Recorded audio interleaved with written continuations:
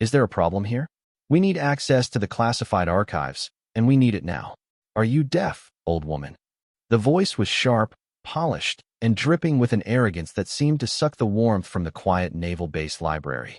Lieutenant Commander Braddock stood with his hands on his hips, his immaculate dress whites a stark contrast to the muted tones of old books and worn wood. Beside him, a young, nervous-looking ensign shifted his weight, clearly uncomfortable. Helen Caldwell looked up from the card she was carefully stamping.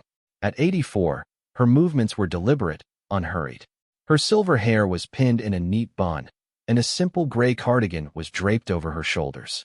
The only thing that defied her frail appearance was her eyes. They were a pale, clear blue, steady and deep, holding a stillness that seemed to unnerve the agitated officer before her. She placed the stamped card on the counter with a soft click. The protocol for accessing the SCF archives is quite clear, Commander. It requires signed authorization from Base Command, specifically from Admiral Pierce's office. Braddock let out an incredulous laugh. Protocol? Ma'am, we are in the middle of a priority intelligence briefing. I am the authorization. Do you have any idea who I am? He leaned over the counter, his voice dropping to a condescending hiss. We don't have time to wait for some paper pusher's signature because of your dusty old rulebook. This is a matter of national security, not overdue library books. Helen's expression didn't change. She met his gaze without a flicker of intimidation. Her hands, gnarled with age and mapped with the fine lines of 1,000 small tasks, rested on the worn oak of the checkout desk. National security is precisely why the protocols exist, Commander, to prevent assets from falling into the wrong hands, no matter how insistent those hands might be. The ensign winced at her subtle rebuke. Braddock's jaw tightened, a muscle pulsing in his cheek. He saw a stubborn old woman, a relic, a bureaucratic obstacle standing in the way of his important work. He saw faded floral print and orthopedic shoes. He saw weakness. He couldn't have been more wrong. He straightened up, puffing out his chest. Look, I don't have time to argue with the help. Get the key, open the door, and we'll be out of your hair. It's simple. He gestured impatiently toward a heavy steel door behind her desk. Helen slowly shook her head. I'm afraid I can't do that without the proper paperwork. This is unbelievable, Braddock fumed, turning to his subordinate. Is this some kind of joke? We're on the clock for a mission that could save lives, and we're being held up by the Librarian. He said the word librarian like it was an insult, a synonym for irrelevant. He turned back to Helen, his patience completely gone. He snatched a heavy-duty pen from a cup on her desk, a solid piece of black metal. Maybe this will help you understand. He clicked the button on the top of the pen, a sharp, metallic snap that echoed in the hallowed silence of the library. The sound cut through the years. It wasn't a pen. It was the distinct, solid thunk of a secure communications switch being engaged, the final moment of absolute silence before a voice from 1,000 miles away would fill your ear, a voice that held the fate of others in its tone and cadence. The scent of aging paper and lemon polish evaporated, replaced by the smell of ozone, hot electronics, and the faint, salty tang of the sea blowing through the open cargo door. The polished wood of the library dissolved into the cold, vibrating metal floor of a C-130 Hercules, flying blacked out over an unnamed ocean. She wasn't Helen Caldwell, an 84-year-old widow who organized periodicals. She was 28, and her call sign was Oracle. Her fingers, now nimble and sure, flew across a communications console, the dim green glow of the screen reflecting in her young, focused eyes. A headset was clamped tightly over her ears, pressing her dark hair against her scalp. Through the crackle of static, she was the sole lifeline for a 12-man SEAL team, Viper team, operating deep in hostile territory. They were ghosts, and she was their only connection to the world they'd left behind. Viper 1, this is Oracle. Report status, over. Her voice was low and calm, a stark contrast to the frantic energy that sometimes bled through the comms. The team leader's voice came back, strained and breathless. Oracle, we're compromised. I repeat, compromised. Primary exfil is hot. Enemy forces closing on our position. We're pinned down. Panic flared on the channel. Voices overlapped. Suggestions, curses, questions. In the belly of the plane, a young analyst next to her began to sweat, his eyes wide. He looked at her, expecting to see fear. He saw none. Helen, or Oracle as she was then, closed her eyes for a single second, her mind a supercomputer processing a flood of data, satellite imagery, enemy troop movements, weather patterns, alternate routes. She saw the map not as lines on a screen, but as a living, breathing landscape of threat and opportunity. Her fingers danced on the keyboard, pulling up new coordinates, calculating risks. She keyed the mic. Her voice cut through the chaos like a surgeon's scalpel. All stations, this is Oracle, be silent. The channel fell quiet instantly. Her authority was absolute. Viper 1 acknowledge. Acknowledged, Oracle. The team leader's voice returned, tight with tension. Your primary exfil is a kill box. Do not proceed. I have a new route for you. It's a goat path, narrow, but it will give you cover. It leads to a coastal inlet 3 clicks from your current position. A fishing boat will be waiting. I'm routing the coordinates to your TAC pad now. You have a 17-minute window. Move now. How copy, Viper 1? There was a pause, just long enough for a lifetime of doubt to surface. Then, the team leader's voice, filled with a desperate trust. Solid copy, Oracle. We're moving. You're a damn ghost. Out. She spent the next 17 minutes in agonizing silence, her entire being focused on the faint signal from the team's transponders. She tracked their slow, deliberate progress through the ravine she had chosen for them. She could hear the distant chatter of enemy radios, growing more frantic as their prey slipped through their fingers. She lived and died with every single second that ticked by on the chronometer. Finally, a new voice crackled to life in her ear, this one from the fishing boat. Angler is on station. We have the package. I repeat, the package is secure. A collective sigh of relief filled the aircraft. The young analyst slumped in his chair, wiping sweat from his brow. He looked at her with awe. How did you do that? How did you know that path would be clear? Helen pulled off her headset, the silence of the cabin rushing in. I didn't know, she said softly. I just listened to the silence between the noise. She had never met Viper Team.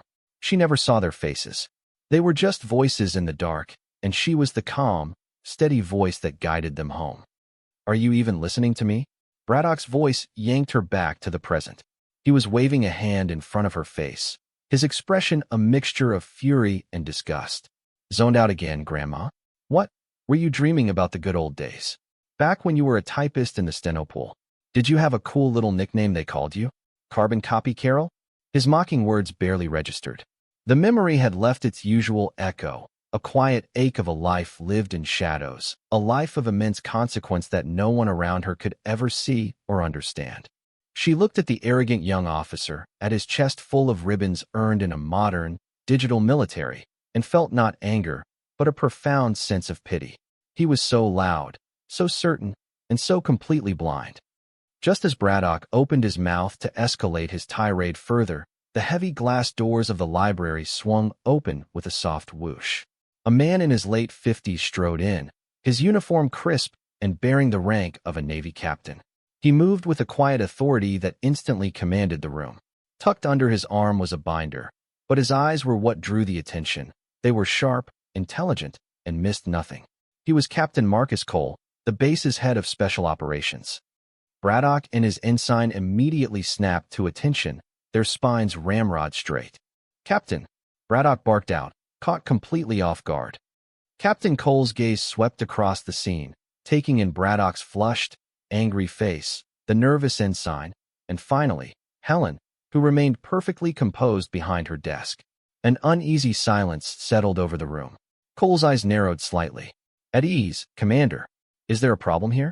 You seem to be causing a disturbance in Mrs. Caldwell's library. Braddock, flustered, struggled to regain his composure. No, sir. No problem at all, sir. This civilian was just having some difficulty understanding our request. It's a priority intelligence matter, and she's obstructing. Captain Cole's gaze lingered on Helen. He saw the simple cardigan, the neatly pinned hair, the age in her face. But he also saw the unyielding strength in her pale blue eyes. He had seen eyes like that before, in men who had stared into the abyss and hadn't blinked.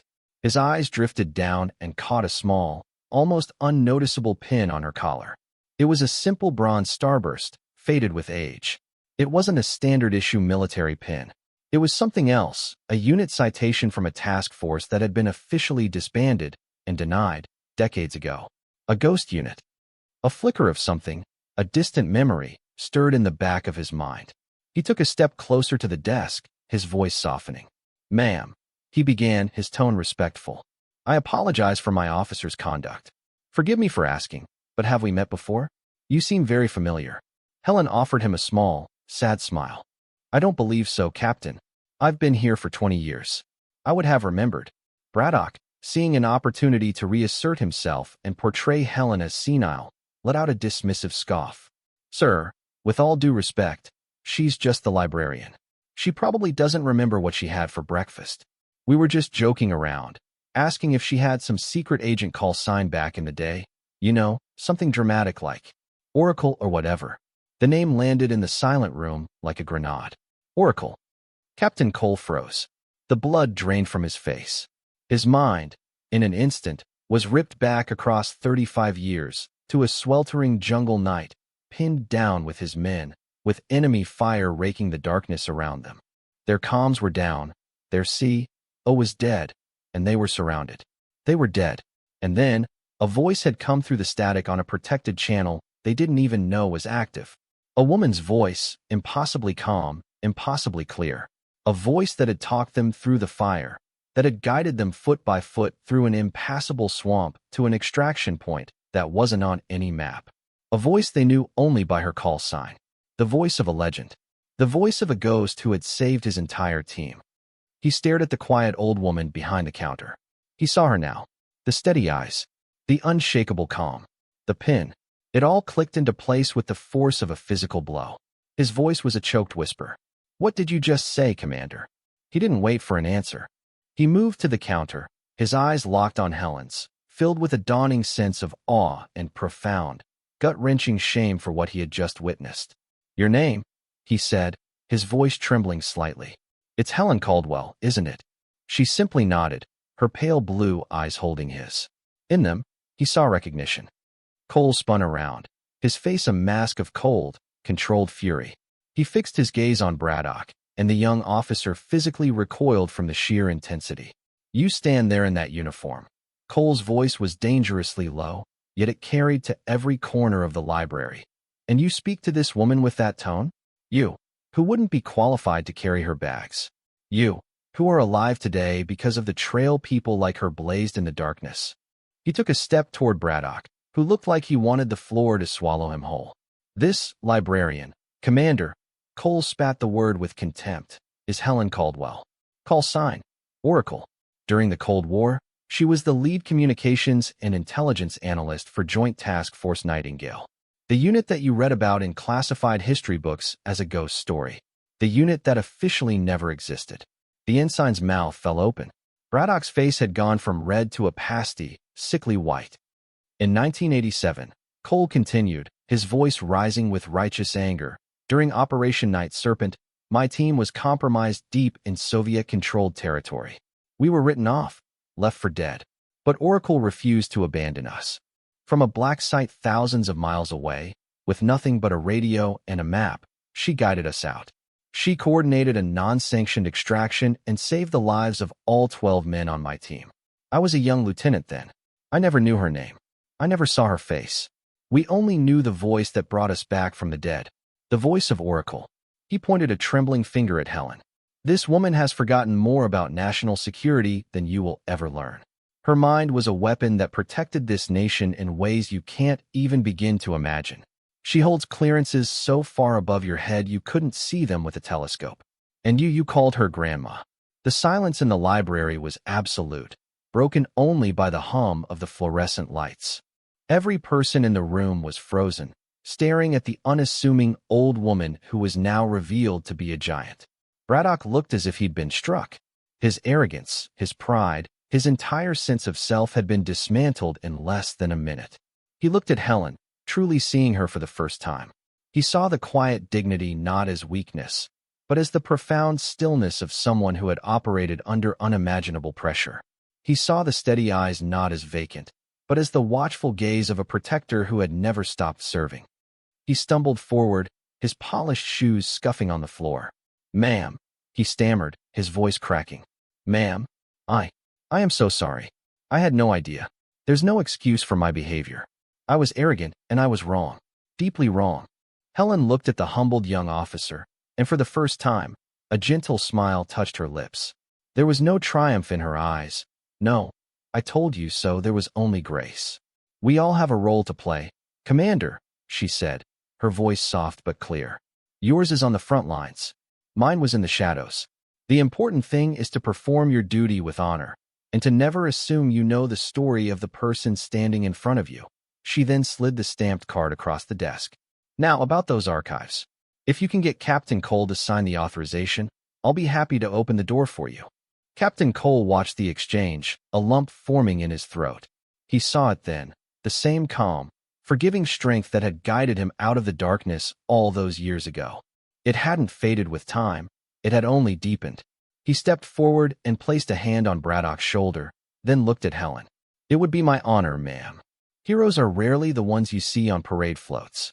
They aren't always the ones with chests full of medals or names etched in stone. Sometimes, they are the quiet ones. The unassuming figures in the background, stocking shelves in a library, serving coffee, or simply sitting on a park bench, watching the world go by. They carry the weight of their service not as a burden to be advertised, but as a quiet, defining part of who they are. They are the giants who walk among us, hidden in plain sight, their valor concealed beneath a cardigan and a gentle smile." The story of Helen Oracle Caldwell is a powerful reminder that true strength isn't loud, it's steady. True honor isn't demanding respect, it's commanding it through quiet dignity. It teaches us to look past the surface, to see the history in a person's eyes, and to treat everyone with the respect they deserve, for you never know when you're standing in the presence of a legend. If this story reminded you of the unsung heroes in your own life, please consider liking this video and sharing it with someone who needs to hear it. Subscribe for more stories that honor those who served in the shadows, and let us know in the comments about a time you misjudged someone who turned out to be extraordinary.